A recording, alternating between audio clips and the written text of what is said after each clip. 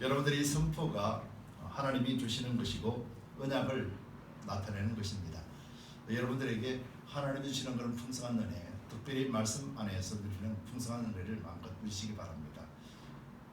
언젠가는 이 말씀이 끝이 날 때가 옵니다. 언젠가는 말씀을 읽고 싶어도, 말씀을 묵상하고 싶어도 하지 못할 때가 반드시 찾아옵니다.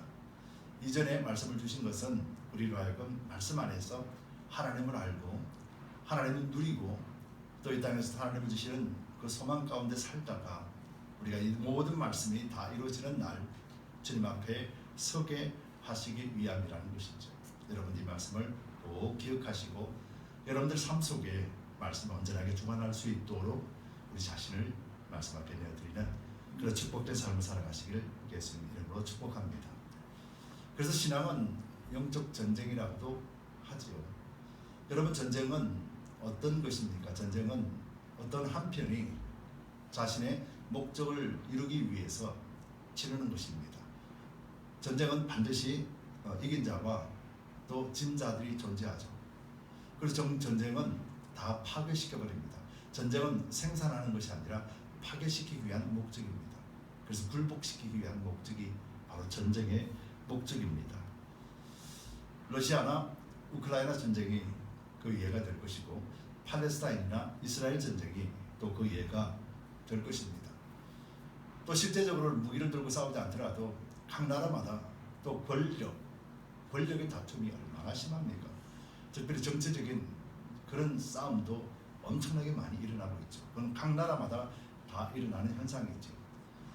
이렇게 해서 싸움이라는 것은 결코 생산할 수 있는 좋은 것들이 하나도 없습니다. 심지어는요, 우리 개인들에게 한번 적용해 볼까요? 우리도 매일같이 싸움의 앞에 직면해 살아갑니다. 쉽게 말하면 우리 감정 싸움이라는 것도 그런 거죠. 말싸움이라도 그런 것이죠. 어떤 싸움이든지 간에 우리에게 덕이 되는 것은 아무것도 없다라는 거죠. 그래서 싸움이라는 것은 결국은 파괴시켜버리고 만다라는 것에 대해서 우리가 잘 알고 있습니다. 그런데 우리가 알다시피 손자병법에는 이런 말들이 있습니다. 지피지기면 백전불퇴라는 말이 있습니다.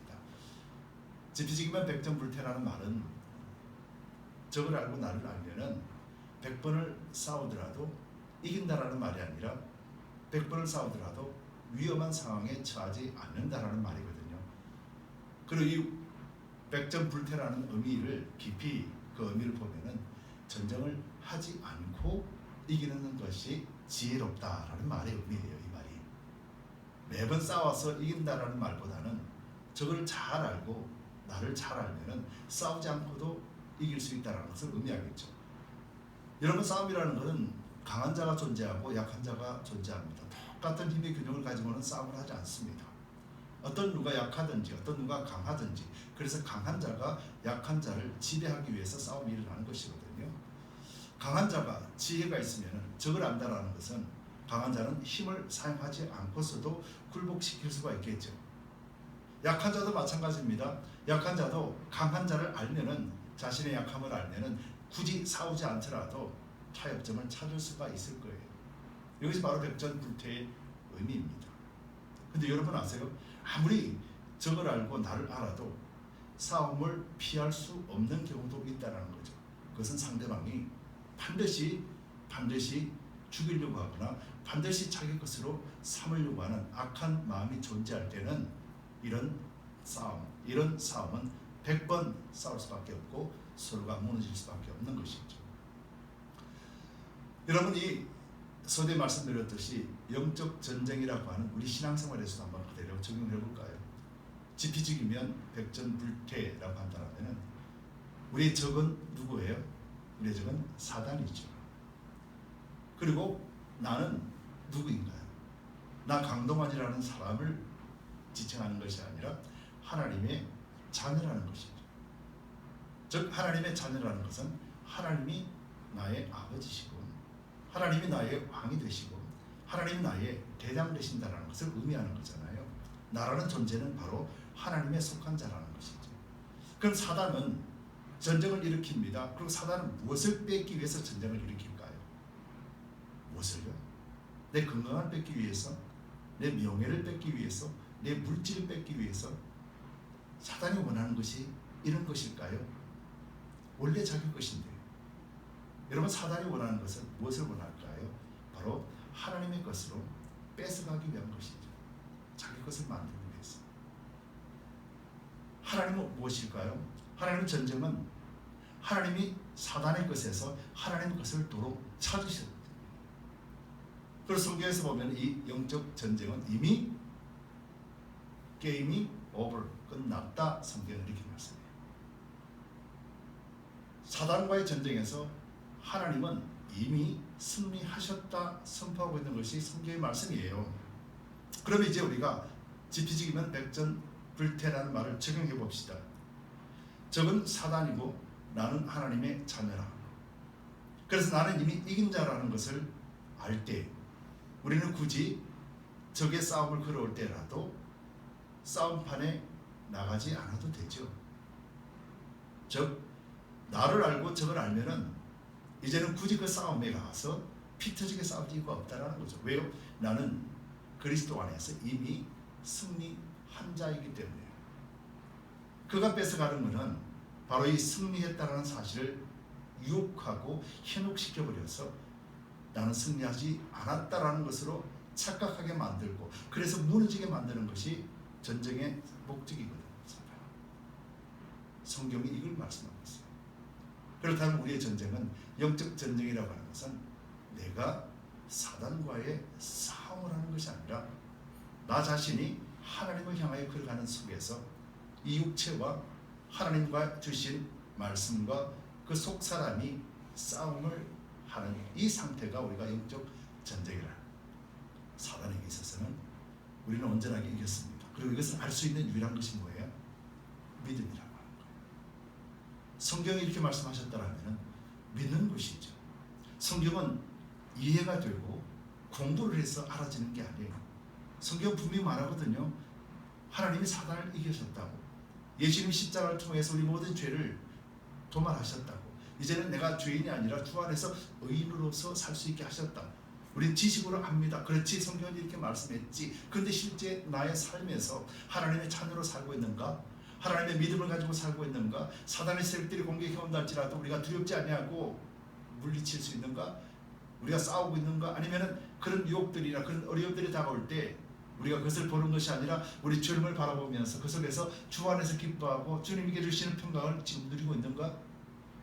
우리가 지금 이런 상태에 있는가를 분명하게 아는 것이 믿음이에요. 그래서 성경의 믿음이라는 것은 내가 믿어요 이걸 이야기하는 것이 아니에요. 믿음이라는 것은 하나님을 향한 우리의 태도라고 표현하고 있어요. 믿습니다 그러면은 하나님이 하신 약속의 말씀들이 하나도 변개치 아니할 것이며 다 이루셨다라고 하신 그 말씀이 이루어졌다. 누구에게요? 나에게 이루어졌다. 그래서 나는 이제 하나님의 자녀로서 살고 있다. 나는 이제 하나님의 백성으로 살고 있다. 나는 영적 전쟁에서 이긴 자로 살고 있다. 그래서 하나님의 나라를 누리고 있다. 그 누림이 뭡니까? 성령 안에서 누리는 의와 평강과 희락이라 하신 약속의 말씀이 나에게 이루어졌다. 그래서 나는 지금 성령 안에서 의와 평강과 희락을 누리고 있는가? 만약에 내가 누리지 않는다라면은 나의 믿음은 지금 온전한 것인가? 분명히 약속의 말씀이 그렇게 하셨는데 그 말씀이 나에게는 이루어지지 않았는가? 다시 질문하면서 하나님 왜 그럴까요? 라고 질문을 던질 수가 있는 것이잖아요. 하나님, 나는 하나님의 자녀라고 그러는데 하나님이 주신 약속의 말씀들이 나에게 다 이루어졌다고 그랬는데 왜 나는 불안하고 두렵습니까? 왜 나는 이 죽음이라는 사실 앞에도 주저하게 되고 천국의 소망을 가지고 있다 그랬음에도 불구하고 나는 왜 여전히 이 땅의 것만 바라보고 살고 있습니까? 그래서 주님의 말씀은 나에게 그렇게 와닿지가 않는 것입니까? 이런 질문들이 우리가 말씀을 믿는다라면은 질문들이 당연히 있어야 되는 것이죠. 왜냐하면 주님은 그렇게 하셨기 때문이에요. 지난주에 우리가 베드로후서 지난주에 말씀을 보면은 3장 8절에 주께서 천년을 하루같이 하루를 천년같이 기다리신다고 그랬잖아요. 그래서 그 기다리시는 이유가 뭐예요? 모든 자들이 예수님 안에서 회개하고 돌아서서 구원을 얻게 하기 위하여서 하나님이 오래 참으신다라는 말씀하셨어요. 여러분, 이런 전쟁을 왜 우리에게 주셨을까요? 왜 이런 영적 전쟁을 우리에게 주셨을까요? 우리로 하여금 넘어지고 무너지는 걸 원하는 것이 아니라 이를 통해서 더욱더 주님을 바라보며 이런 전쟁 속에서도 그 이김의 기쁨을 맛보면서 우리 주님과 늘 동행하는 그 길을 걸어가기 위해서 주셨다라는 것을 우리는 보아야 되는 것이죠. 안 믿는 사람들에게는 오래 참으십니다. 그래서 언젠가는 그들이 육체의 옷을 벗는 순간, 아니 주님이 다시 오는 순간에는 그들은 다시는 이런 회개의 시간이 없습니다. 다시는 말씀을 붙들 시간도 없습니다. 다시는 복음을 들을 시간도 없습니다. 그들은 그대로 하나님의 심판대 앞에서 사라지게 될 뿐이죠. 믿는 사람도 역시 마찬가지입니다. 우리가 갖고 있는 소망은 주님 안에서 사는 것이거든요. 그리고 우리 소망은 이제 주님 안에 영원한 천국을 바라보며 영원한 소망을 두고 살아가는 것이거든요.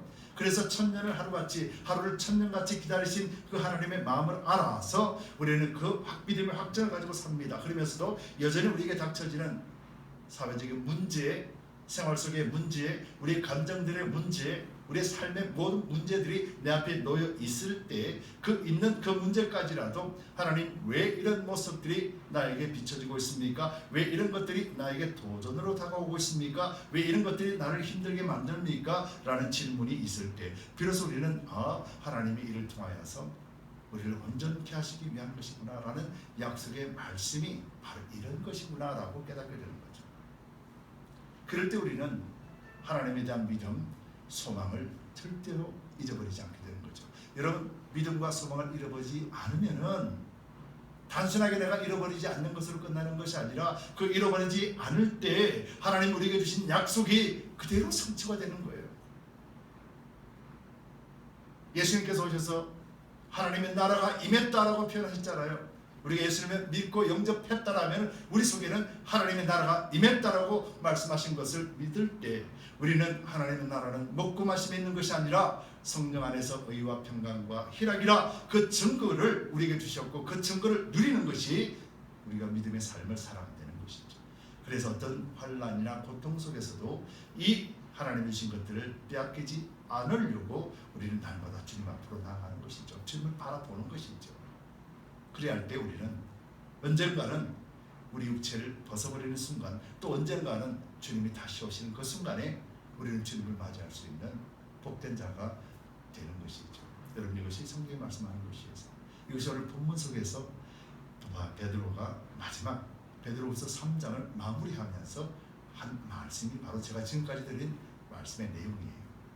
말씀을 한번 살펴볼까요? 그러므로 라고 이야기하잖아요. 그러므로 라고는 바로 윗절에 있는 말씀이에요. 우리는 그의 약속대로 의에 거하는 바 새하늘과 새 땅을 바라보도다 라고 말씀하는 것이죠. 여러분, 하나님이 심판하실 때 어떤 심판이 이루어진다고 했습니까? 우리가 눈으로 보고 있는 이 모든 것들이 불에 타 없어진다고 그랬어요. 지구도 없어지고요, 달도 없어지고요, 해도 없어지고요, 우주 만물이 다 없어진다고 그랬어요. 별과 별이 없어지고요, 하나님이 창조하신 모든 것들이 사라지는 것이죠. 우리가 상상할 수 있는 것입니까?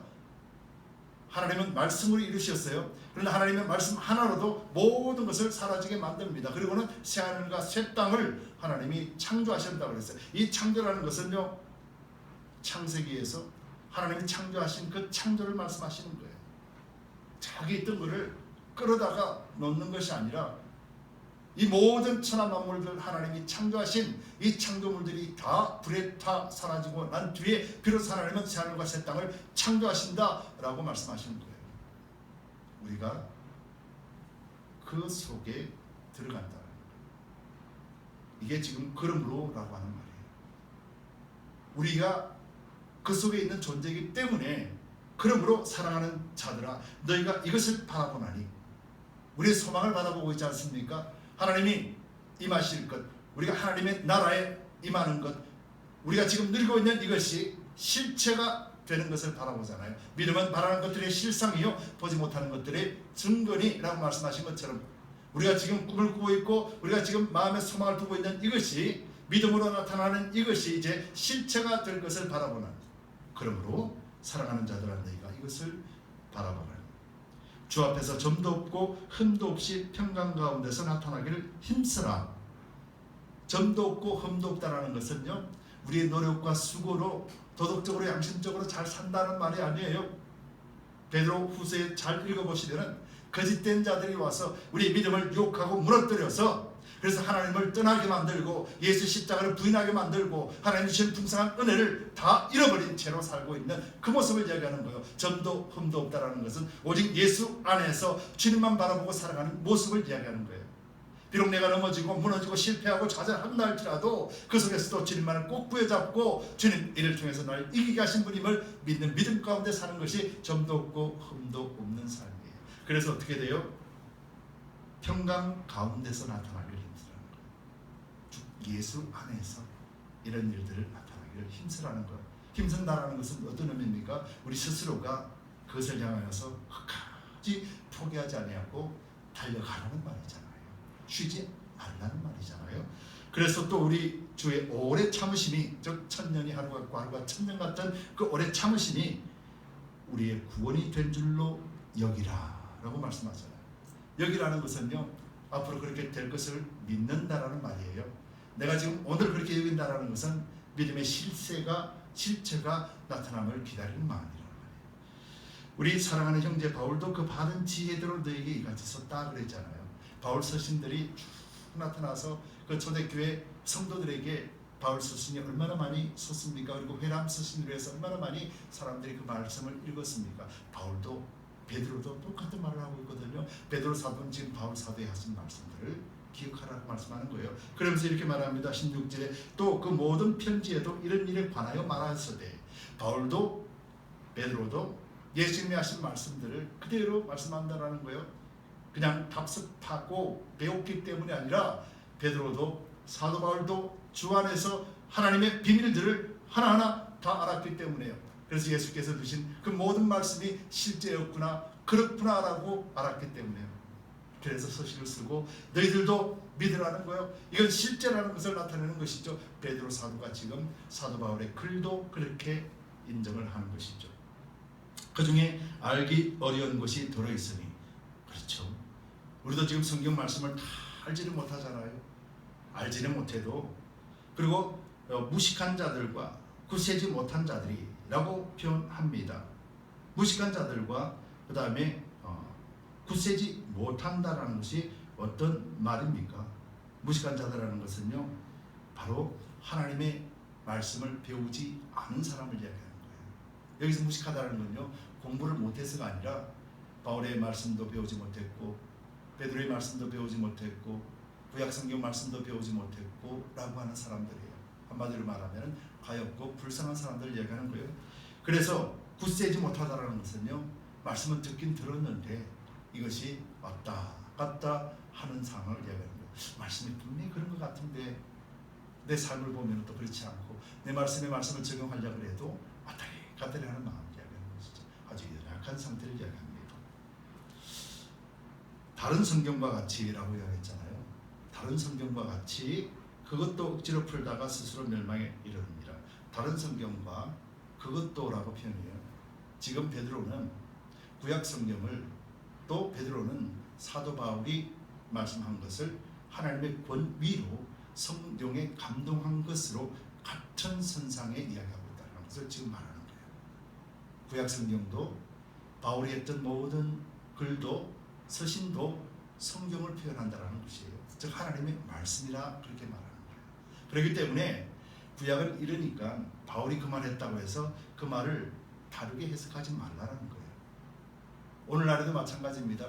예수님이 하신 말씀들, 그리고 또 베드로 사도가 한 말씀, 이 말씀들이 모두 다 동일한 하나님의 권위를 가지고 우리가 성령으로 하나님 감동을 주셔서 센 책이라 믿기 때문에, 그래서 구약과 신약을 우리는 하나님의 말씀으로 믿는 거예요. 여러분, 성경은 사람이 썼습니다. 그러나 그 사람이 쓴 것도 하나님의 성령으로 감동해서 사람이 필요로 해서 사람이 쓰게 만드신 거예요. 그래서 우리가 이것을 믿는 것이잖아요. 지금 베드로가 그렇게 말하는 것이죠. 그렇기 때문에 억지로 풀다가 스스로 멸망에 이르느니라. 즉 구약은 이렇고 사도 바울의 말은 이래. 그래서 서로 다르게 해석해버리면 안 된다 이 말이에요.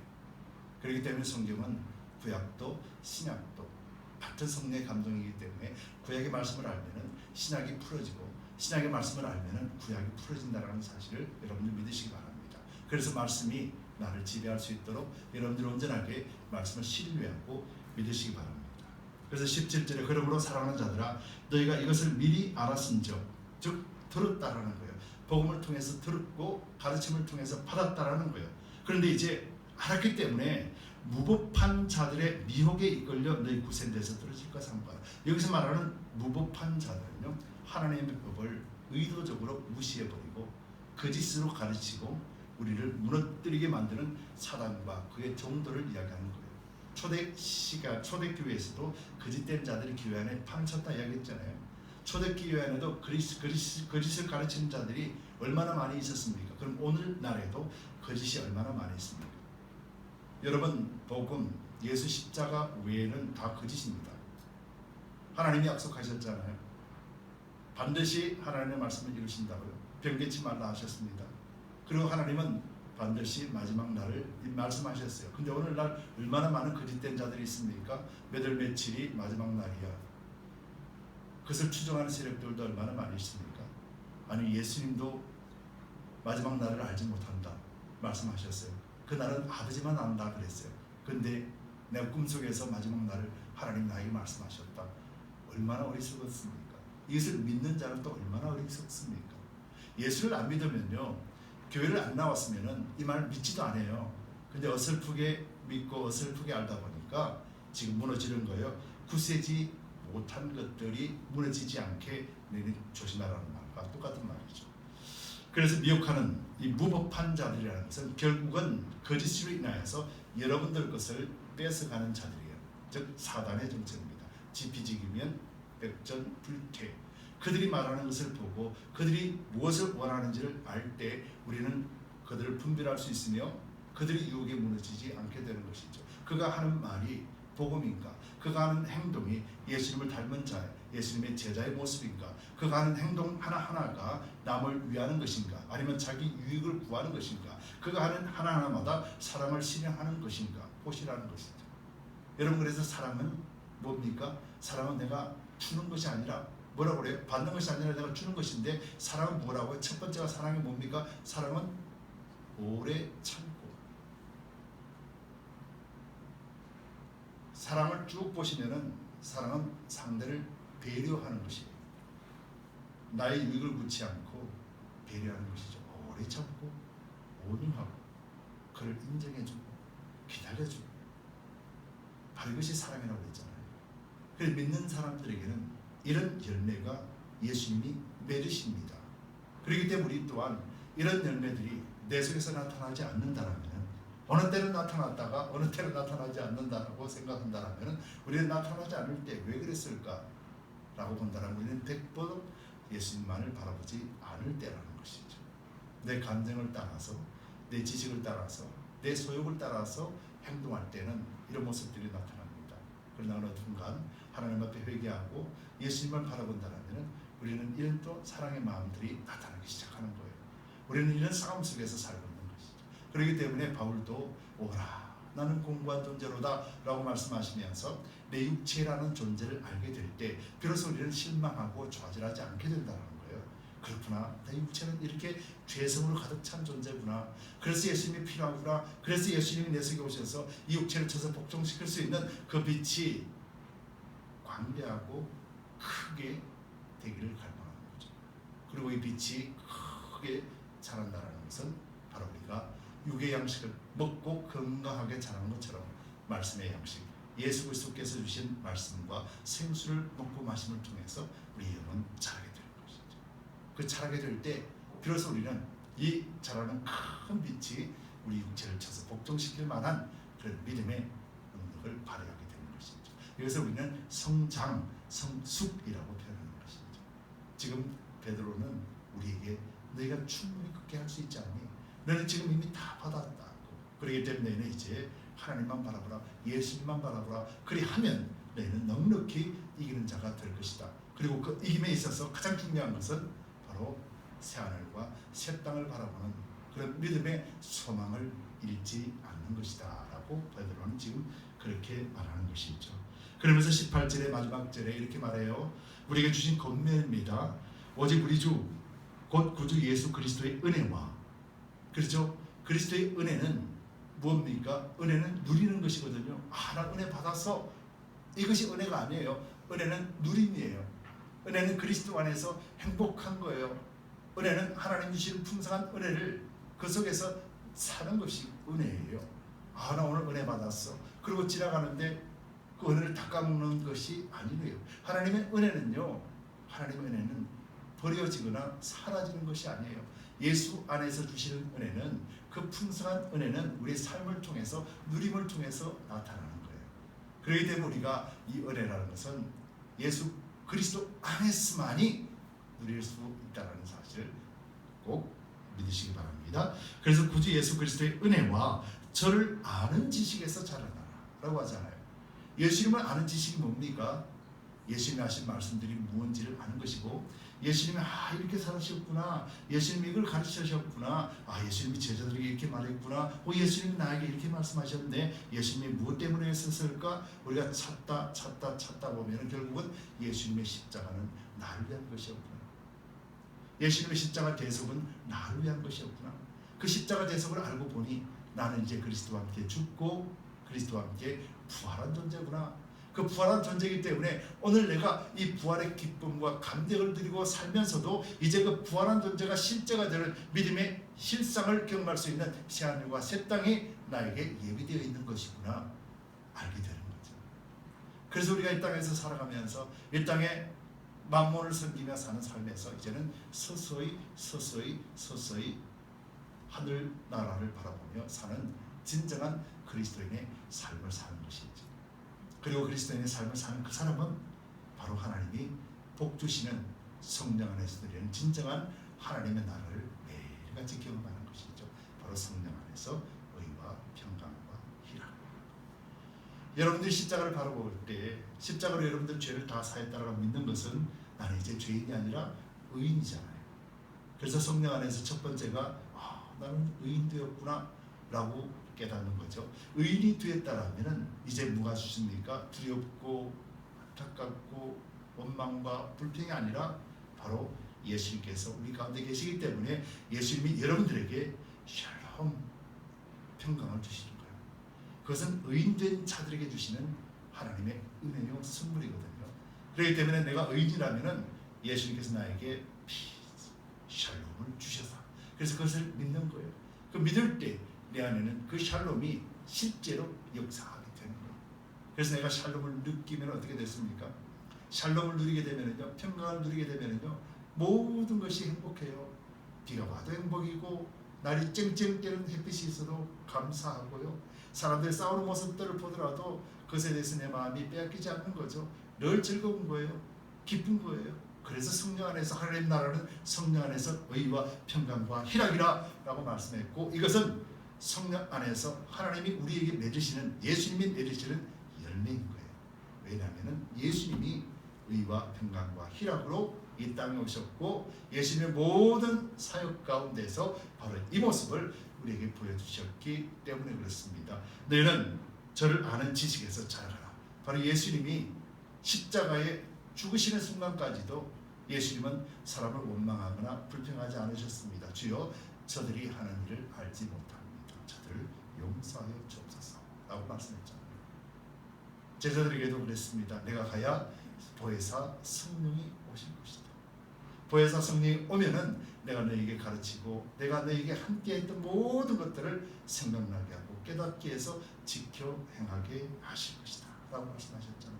그래서 요한계시록에 보면은 말씀을 듣고 깨닫고 지키는 자는 복이 있다 말했잖아요.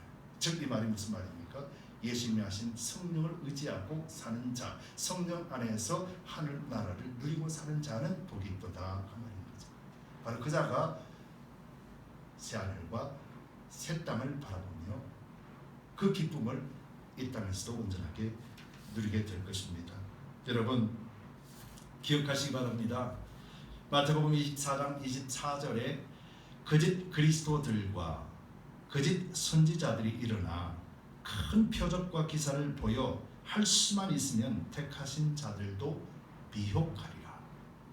여러분 반드시 우리를 미혹하는 세력이 있고 그들은 표적과 기사를 보인다라고 이야기했습니다. 그렇기 때문에 우리는 표적과 기사를 보고 유혹당하는 것이 아니라 그가 무슨 목적으로 하고 있는가를 잘 살펴보시기 바랍니다. 그래서 우리는 요한일서 2장 24절 25절에서 너희는 처음부터 들은 것을, 바로 첫사랑을 이야기하는 것이죠. 그리스도의 복음을 이야기하는 것입니다. 너희가 처음부터 들은 것을 너희 안에 거하게 하라. 즉 나가지 않게 만들어라. 내 안에 꼭 붙들어라. 처음부터 들은 것이 너희 안에 거하면 너희가 아들과 아버지 안에 거하리니 그가 우리에게 약속하신 약속은 이것이니 곧 영원한 생명이니라. 여러분들은 복음을 들으셨습니다. 그 복음을 듣고 우리는 예수님을 믿었습니다. 예수님을 믿었기 때문에 여러분들은 구원을 얻었습니다. 그런데 그 복음이 아닌 다른 것으로 인해서 우리가 무너질 수 있겠습니까? 없습니다. 왜냐하면 우리가 첫 가진 그 복음을 기억한다면 우리는 절대로 무너질 수가 없는 존재입니다. 바로 여러분들이 그런 이긴 자요, 절대로 무너질 수 없는 그런 존재라는 사실을 꼭 믿으시기 바랍니다. 그래서 여러분들 유혹하고 무너뜨리는 세력이 오면은 여러분들 웃으시기 바랍니다. 그리고는 예수님을 보시기 바랍니다. 그리고 여러분들은 승리의 찬가를 우리 집 앞에 올리게 될 것입니다. 이것이 바로 믿음의 실상임을 경험하시고 한 주간도 아니면 일생을 통하여서 하나님 안에서 풍성한 은혜를 마음껏 받아 누리시는 저와 여러분들 되시기를 예수 그리스도 이름으로 축복합니다. 함께 기도합시다.